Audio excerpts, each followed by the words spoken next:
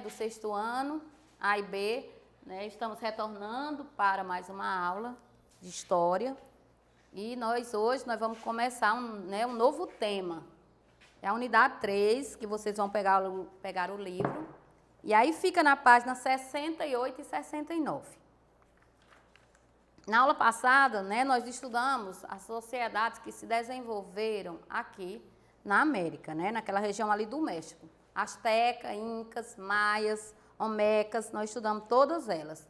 Aí, nessas aulas de hoje, nós vamos estudar sociedades antigas que se desenvolveram no Oriente, não é? Aqui é Ocidente, lá Oriente. E quando a gente fala em Oriente, o que geralmente vem à cabeça das pessoas é o continente asiático, não é? Aquele povo de olho puxado. Quando eu falo, geralmente quando eu estou dando aula que eu falo em Oriente, os meninos vêm logo à cabeça aquela região, Irã, Iraque, Síria, não é? Então, nós vamos estudar justamente essas regiões aí. E aí, pessoal, no livro de vocês, aí no capítulo, né, na unidade 3, na página 68 e 69, começa falando Sociedades Antigas do Oriente. Nós vamos estudar, primeiro tem uma introdução aí, que esse autor do livro de vocês, ele sempre faz e é bom, né, porque é como se fosse o quê? Uma introdução ao conteúdo que vocês vão começar a estudar, né, na página 70. Para vocês não entrar assim voando na unidade, sem entender nada. E aí depois nós vamos ver como essas sociedades lá do Oriente, elas se formaram, a organização social delas. Nós vamos estudar também as características da China e da Índia, viu? Na antiguidade.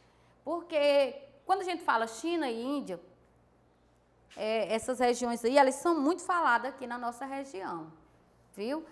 Hoje em dia tem muita gente que até se acha inimigo dos chineses, não é? Ou é igual a eles, se acha inimigo dos Estados Unidos. E aí nós vamos ver o que acontece, como se formaram, né? Por que esse povo hoje são tão conhecidos mundialmente, tá bom? Então, primeiro aí, o que vocês estão vendo? Uma serra muito linda e embaixo tem o quê? Um sítio arqueológico. E pessoas visitando esse sítio arqueológico.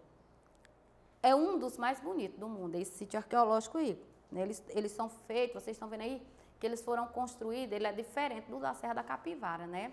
Que o da Serra da Capivara é uma característica rústica de pessoas que viveram na antiguidade, mas que tinham uma cultura diferente da desse aí, né? Que a gente está vendo que foi construído por pessoas que tinham uma noção, né, de arquitetura, de matemática, né, e até de arqueologia, de história. É uma coisa assim que a gente hoje, o pessoal parece que já entendiam, né, dessas ciências. Então, esses monumentos aí que vocês estão vendo são monumentos budistas, que são escavados em caverna em Ajanta, e deve ter o nome Ajanta, na Índia.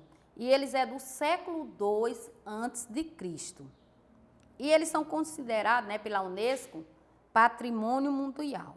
Nessa fotografia aí é de 4 anos atrás, 2016, é recente.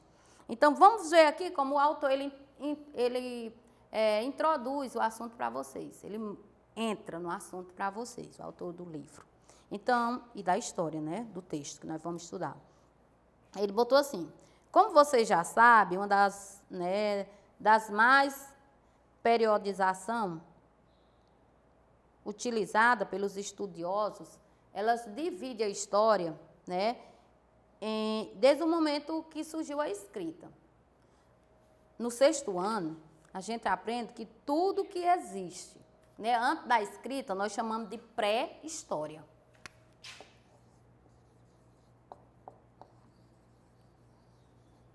Por isso que aquelas pinturas lá da Serra da Capivara é pré-história. E tudo que veio depois que o homem descobriu a escrita é história, né? É como se o marco fosse a escrita, o marco de divisão entre a pré-história e a história é a escrita, a descoberta da escrita, quando o homem começou, né, a descobrir sinais gráficos e deixar gravada a história.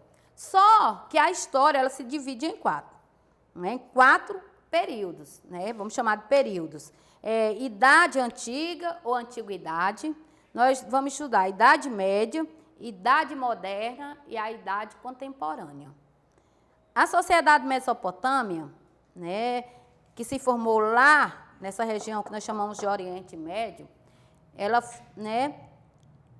é considerada uma das primeiras civilizações da antiguidade.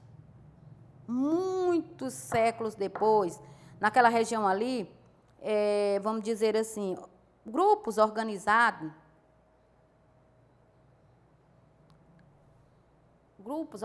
séculos depois, nessa mesma região, descobriram novas teorias para esses, né, digamos assim, esses momentos que aquele homem antigo, né, deixou ali escrito, arquivado, naquele sítio arqueológico. Então, que povos foram esses que deixaram esse monte de coisa, né, esse monte de monumentos históricos? Né, foram hebreus, fenícios e persas. Foram esses povos aí. Esses povos aí, vocês também estudam a história deles lá no Antigo Testamento da Bíblia. Viu? Lá eles também deixam um legadado de história, de momentos vividos por eles, escritos por eles. Então, vamos ver aqui. Outra importante sociedade que viveu lá no Oriente Médio foi a chinesa e a indiana.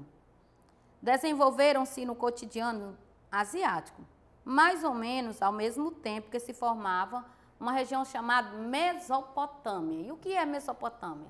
É uma região lá no Oriente que se desenvolveu entre dois rios, né? E essa região, ela ficou conhecida, chamada por esse nome, né? E nós vamos estudar isso. Que rios eram esses, Diângela? Os rios Tigre e Eufrates. São rios muito conhecidos lá no Oriente. Então, vamos ver aqui. O que nós vamos estudar agora? Vamos lá para a outra página do livro. Pronto, tá aí. Terra entre rios. Tem um mapa aí abaixo, não tem? Vocês estão vendo aí no livro de vocês? Então, vamos ver a localização exata de uma região chamada Mesopotâmia.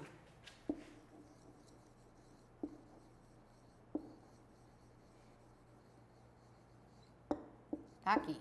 Mesopotâmia significa entre rios. Região que se desenvolveu entre os rios Tigre e Eufrates. Numa região chamada Oriente Médio. Quando a gente explica o Oriente Médio, tem muitos alunos que eles já ouviram muito falar no Oriente Médio devido às guerras, né? E a fugas de pessoas de uma região para outra, fugindo da guerra, da miséria, da fome, principalmente nessa região aí do Kuwait, do Iraque, Síria, né? É muito conhecida. Essa região aí, Arábia Saudita, Turquia, Líbano, né? Vive em constante guerra. A gente vai estudar que a política social de lá é completamente diferente da nossa, aqui das regiões da América, né? Então, vamos lá. Pronto. O autor do livro colocou aí Mesopotâmia, ele começa falando entre rios, a terra entre rios. As primeiras civilizações conhecidas surgiram na região entre esses dois rios, Tigre e Eufrates, e esses dois rios nasceram no território chamado Turquia. Atravessam a Síria e Iraque e deságua no Golfo Pérsico. A região era chamada pelos gregos antigos de Mesopotâmia. Já disse, significa entre rios. Os grupos humanos que se estabeleceram nessa região desenvolveram tecnologias para garantir o maior aproveitamento, né, dos recursos hídricos, de água, né, que a natureza oferecia. Eles construíram barragens, canais para represar e distribuir a água, né, as águas, aliás, para as áreas, né, mais secas, e eles criaram um sistema de drenagem, né. Esse sistema de drenagem era para levar a água até os campos. Aliás, esse sistema de drenagem foi usado nos campos alargados, para eles fazerem o plantio, viu, pessoal? Então, desse modo, a agricultura e a criação de animais se desenvolveram na região. A população cresceu, né, ali nas proximidades dos dois rios, e surgiram as primeiras aldeias, que depois essas aldeias, elas se tornam cidades. Então, por volta de 3.000 a.C., né? Então é muito antigo, nós estamos em 2020 depois de Cristo, então é como se fosse há 5.000 anos atrás, né? Havia lá várias cidades na Mesopotâmia. Elas eram independentes entre si, ou seja, cada uma tinha um rei, tinha seu palácio e suas leis. Então, elas eram chamadas, por ela ter suas próprias leis, eram chamadas cidades-estados. Está bem aqui. Vou botar estado primeiro, é cidades. Por que, professora, eu quero chamar de cidades-estados? Porque ela tinha seus próprios palácios, tinha sua própria lei. Vocês sabem que hoje em dia uma lei, aqui no Brasil, uma lei, ela vem da Constituição Brasileira e todos os países, aliás, todos os estados do país, né, segue aquela lei que foi criada. Então, nós temos estado, temos cidades, né? No estado tem cidades. Então, não é cidades e estado, tem um estado que tem uma lei estadual e tem um município, mas todo esse conjunto, não é? Ele segue a uma lei. E lá não, tinha cidades com sua própria lei, seu próprio sistema de governo, viu? Às vezes o que era uma lei numa cidade não era em outra. O que era permitido em uma cidade não era na outra. E hoje, né, é diferente nas maiorias, né, dos estados, dos países mundiais, né, dos territórios mundiais. Uma lei é para ser seguida por cada território. Claro que uma lei, lá nos Estados Unidos, tem leis diferentes das leis aqui do Brasil. Não é lógico, é outro país. Então, vamos ver aqui. Então, aí vocês estão vendo a localização exata, vocês estão, aí no mapa, se vocês observarem, tem todo esse conjunto, não é, de países, tem o Rio. Pessoal, pois por hoje é só e até a próxima aula.